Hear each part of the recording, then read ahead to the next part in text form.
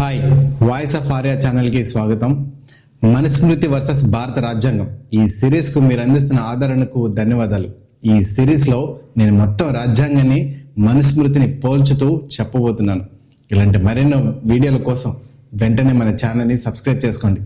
ఈ వీడియోలకు వెళ్లే ముందు దయచేసి ఒక లైక్ చేయండి, ఇది మాకు చాలా ప్రోత్సాహంగా ఉంటుంది. సరే, ఈరోజు టాపిక్ చాలా సున్నితమైనది, కానీ మనం మాట్లాడుకోవాల్సిన ముఖ్యమైన విషయం. ఒక 2 సంఘటనలు చెప్తాను, వినండి. ఒక అమ్మాయి బాగా చదువుకుంది, సాఫ్ట్వేర్ కంపెనీలో పెద్ద పొజిషన్లో ఉంది, ప్రేమించి పెళ్లి చేసుకుంది, అంతా బాగానే ఉంది. పెళ్ళైన 6 నెలలకే ఆ అబ్బాయికి అమెరికాలో ప్రాజెక్ట్ వచ్చింది. ఇద్దరు వెళ్ళారు. అక్కడికి వెళ్ళాక, నువ్వు ఉద్యోగం మానే, ఇంటి పనులు ఎవరు చేస్తారు, మా అమ్మకు ఒంటరిగా ఉంటుంది, రోజు 2 గంటలు వీడియో కాల్లో మాట్లాడాలి అని ఒత్తిడి మొదలైంది. ఆ అమ్మాయి జీవితం ఇప్పుడు 4 గోడల మధ్య బందీ అయిపోయింది. రెండో సంఘటన, ఒక అబ్బాయి ఒక అమ్మాయి ఇద్దరు పీజీ చేస్తున్నారు, ప్రేమించుకున్నారు, పెళ్లి చేసుకోవాలనుకుంటున్నారు. కానీ సమస్య ఏంటంటే కులాలు వేరు, మతాలు వేరు. ఇద్దరి ఇళ్లలో భూకంపం వచ్చింది. పరువు తీసావా, మమ్మల్ని బజార్లో నిలబెడతావా, నువ్వు చచ్చినా ఆ పెళ్లి జరగదు, ప్రేమించిన మనిషితో బతకడం కంటే కులానికి కట్టు బానిసగా ఉండడమే గొప్పదని ఆ కుటుంబాలు వాదిస్తున్నాయి. ఈ 2 సంఘటనలలో చదువు ఉంది, ప్రేమ ఉంది, కానీ స్వేచ్ఛ లేదు, సమానత్వం లేదు. ఎందుకు? పెళ్లి మండపంలో మేమిద్దరం ఒకటి అని ప్రమాణం చేసే ఆ బంధం అసలు అర్థం ఏంటి? నేను మన స్త్రీల స్వేచ్ఛ గురించి, గౌరవం గురించి మాట్లాడుకున్నాం.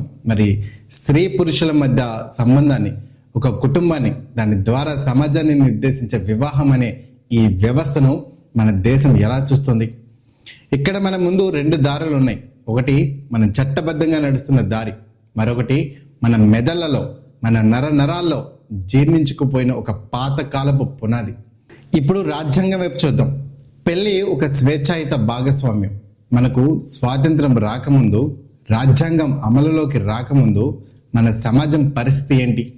ఒక స్త్రీకి తన భర్త చనిపోతే ఆమె తన చితి మీదే పడి చచ్చిపోవాలి. దీన్నే సతీ సహగమనం అన్నాం. దీనిని 1829లోనే నిషేధించారు.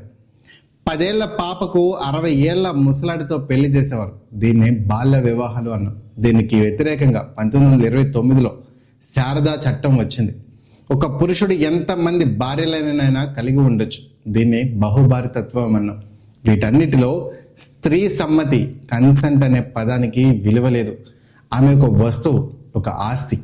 ఈ చారిత్రక అన్యాయాన్ని, ఈ అవమానీయతను బద్దలు కొట్టడానికే మన రాజ్యాంగ నిర్మాతలు ఆధునిక చట్టాలకు పునాది వేశారు. మన రాజ్యాంగంలోని ఆర్టికల్ 14 చట్టం ముందు అందరూ సమానులే, ఆర్టికల్ 15 లింగ కుల మత వివక్ష నిషేధించబడింది. ముఖ్యంగా ఆర్టికల్ 21 జీవించే హక్కు మరియు వ్యక్తిగత స్వేచ్ఛ. వీటన్నిటి సారాంశమే ఆధునిక వివాహ చట్టం. సుప్రీంకోర్టు చాలాసార్లు స్పష్టంగా చెప్పింది, నచ్చిన వ్యక్తిని పెళ్లి చేసుకునే హక్కు ఆర్టికల్ 21లో అంతర్భాగం. For example, Lata Singh versus state of UP కేసులో, అంటే మీ జీవిత భాగస్వామిని ఎంచుకునే హక్కు మీది, మీ తల్లిదండ్రులు కాదు, మీ కులం వాళ్ళది కాదు, మీ మతం వాళ్ళది కాదని స్పష్టం చేసింది. ఈ స్ఫూర్తితోనే హిందూ వివాహ చట్టం 1955 వచ్చింది. ఇది ఒక విప్లవం. పెళ్లి విషయంలో అబ్బాయికి అమ్మాయికి కనీస వయసును నిర్దేశించింది సెక్షన్ 5 క్లాస్ 3. ఆట బొమ్మలతో ఆడుకోవాల్సిన వయసులో కాపురాలకు పంపించే రాక్షసత్వాన్ని నిషేధించింది. తరువాత దీనిని బాల్య వివాహాల నిషేధ చట్టం 2006 మరింత స్పష్టం చేసింది. బహుభారతత్వాన్ని రద్దు చేసింది. సెక్షన్ 5 క్లాస్ 1 ప్రకారం భార్య లేదా భర్త బతికి ఉండగా మరో పెళ్లి చేసుకోవడం చెల్లదు, మరియు అది నేరం కూడా. అన్నిటికంటే ముఖ్యమైనది విడాకుల హక్కు. సెక్షన్ 13 ప్రకారం ఒక బంధంలో ఎమడలేనప్పుడు, హింస వేధింపులు ఉన్నప్పుడు ఆ బంధం నుండి గౌరవంగా విడిపోయే హక్కును భార్యాభర్తలు ఇద్దరికీ సమానంగా ఇచ్చింది. అంటే రాజ్యాంగం దృష్టిలో పెళ్లి అనేది జీవితాంతం అనుభవించాల్సిన శిక్ష కాదు, అది ఇద్దరి సమాన భాగస్వాముల మధ్య జరిగే ఒక సివిల్ కాంట్రాక్ట్. ఒప్పందం బాగున్నంత కాలం కలిసి ఉంటారు, లేదంటే విడిపోతారు. ఇది రాజ్యాంగం మనకిచ్చిన ఒక వెలుగు.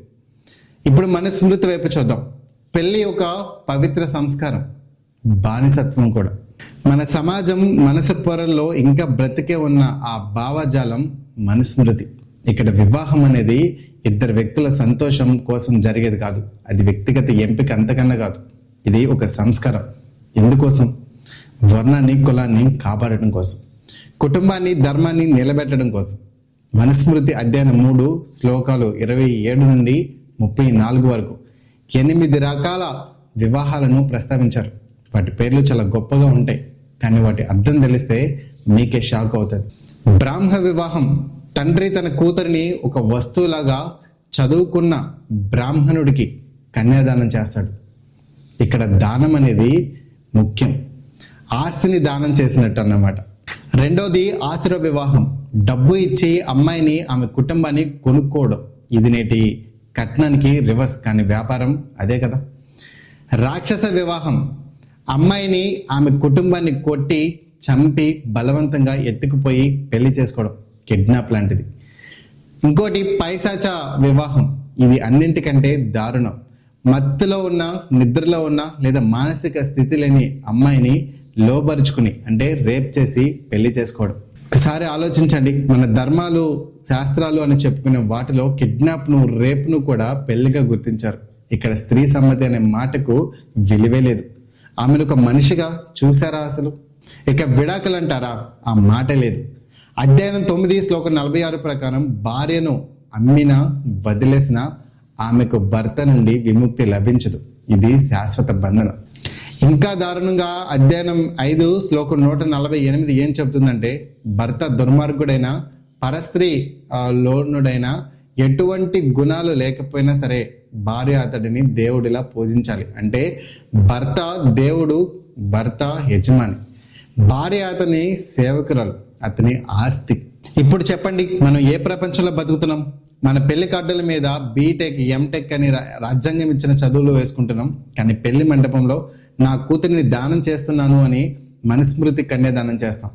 మన చట్టం ప్రకారం హిందూ వివాహ చట్టం కింద రిజిస్టర్ చేసుకుంటున్నాం, కానీ మన పెళ్ళిళ్ళు కులం చూసే జరుగుతున్నాయి. కట్నం తీసుకోవడం చట్టరీత్యా నేరం, వరకట్న నిషేధ చట్టం 1961. కానీ కట్నం, అసుర వివాహం లేకుండా ఏ పెళ్ళైనా జరుగుతుందా? ప్రేమించి పెళ్లి చేసుకుంటారంటే పరువు హత్యలు అంటే రాక్షస వివాహం చేసేంత క్రూరంగా ఎందుకు మారుతున్నాం? ఇది రాజ్యాంగం ఇచ్చిన ఆర్టికల్ 21 జీవించే హక్కును పూర్తిగా ఉల్లంఘించడమే. ఆధునిక చట్టం మనకు విడాకుల హక్కు HMA సెక్షన్ 13 ఇచ్చింది, కానీ మన సమాజం విడాకులు తీసుకున్న స్త్రీని ఎలా చూస్తుంది? సర్దుకుపోలేకపోయింది, దానికి పొగరు ఎక్కువ అంటుంది. అంటే చట్టం స్వేచ్ఛనిచ్చిన సమాజం మాత్రం నేను ఆ బంధనంలోనే ఉండాలని శాసిస్తుంది. భార్య భర్తకు సేవ చేయాలి, ఆమె సంపదను కూడా నాకే ఇవ్వాలి, అత్తమామలు కాళ్ళు పట్టాలి. ఈ భావాలన్నీ ఎక్కడవి? ఆమె నీకు సమాన భాగస్వామి, ఈక్వల్ పార్ట్నర్ అని రాజ్యాంగం ఆర్టికల్ 14 చెప్తే ఆమె నీకు సేవకురాలు, సర్వెంట్ అని మనుస్మృతి అధ్యాయం 5 శ్లోకం 148 చెప్తుంది. మన దురదృష్టం ఏంటంటే చట్టం మన ఇళ్లలోకి రాలేదు, మన ఆలోచనలు ఇంకా మనుస్మృతి ప్రభావంలోనే ఉన్నాయి. ఈ వైఫల్యానికి కారణం మన సామాజిక వ్యవస్థ, మన కుటుంబాలే. మనమే ఆ బానిసత్వ భావజాలాన్ని ఇంకా పట్టుకుని వేలాడుతున్నాం. మనం మన పిల్లలకు ఎలాంటి వివాహ బంధాన్ని పరిచయం చేయాలనుకుంటున్నాం? రాజ్యాంగం చెప్పినట్టు ఇద్దరు స్వేచ్ఛ, మనుషుల మధ్య స్నేహం, ప్రేమ, గౌరవం మీద ఆధారపడిన సమాన భాగస్వామ్యమా? లేక మనుస్మృతి చెప్పినట్టు కులం, కట్నం, ఆధిపత్యం మీద ఆధారపడిన యజమాని సేవకురాలు అనే శాశ్వత బంధనమా? ఈ ప్రశ్నకు మనం ఇచ్చే సమాధానమే మన కుటుంబాల భవిష్యత్తును, మన సమాజ భవిష్యత్తును నిర్ణయిస్తుంది. ఆలోచించండి. ఈ అంశంపై మీ అభిప్రాయాలను ఖచ్చితంగా కింద కామెంట్స్లో తెలియజేయండి. అలాగే ఈ సిరీస్లో తర్వాత ఏ అంశం గురించి విశ్లేషించాలో కింద కామెంట్లో చెప్పండి.